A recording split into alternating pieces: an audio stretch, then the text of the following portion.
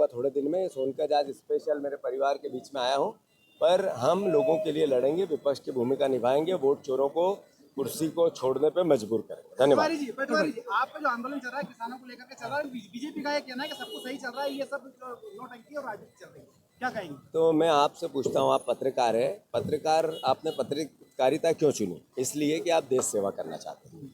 आप दूसरा भी काम कर सकते थे, दूसरी नौकरी कर सकते थे, आप पत्रकारिता में ही क्यों आए? इसलिए कि आपका दायित्व देश के प्रति, समाज के प्रति, प्रदेश के प्रति, आपके जीवन जिस सार्थकता के लिए आए उसकी आप कहीं न कहीं सार्थकता पैदा करें।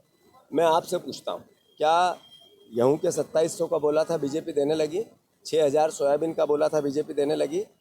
क्यों नहीं मिली यूरिया? क्यों नहीं मिली डीएपी? क्या हुआ? हमारे भाइयों को बीमे के पैसे क्यों नहीं मिले? मुआवजा के पैसे क्यों नहीं मिले?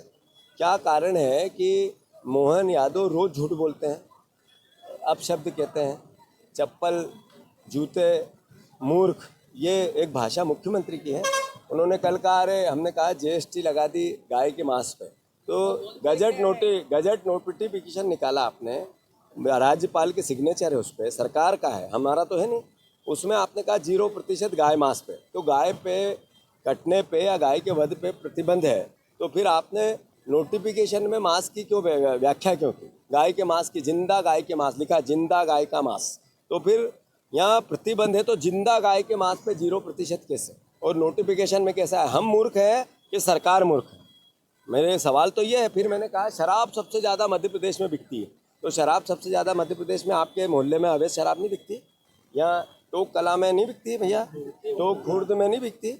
यहाँ सोनकच की गली गली अवैध जगह जगह मोहल्लों में ये हमारा विधायक है उसके संरक्षण में नहीं बिकती? बीजेपी के सारे नेता अवैध धंधे में लग गए, ये नहीं हो रहा है? तो ये आपकी भी ड्यूटी है, हमारी भी है। हम अपनी बात कह रहे हैं, अगर बीजेपी ये कहती है तो उनसे सवाल करो ना, जो मैंने किए। आपने किए सवाल उनसे? नहीं किए, यही तो दुख है। Thank you.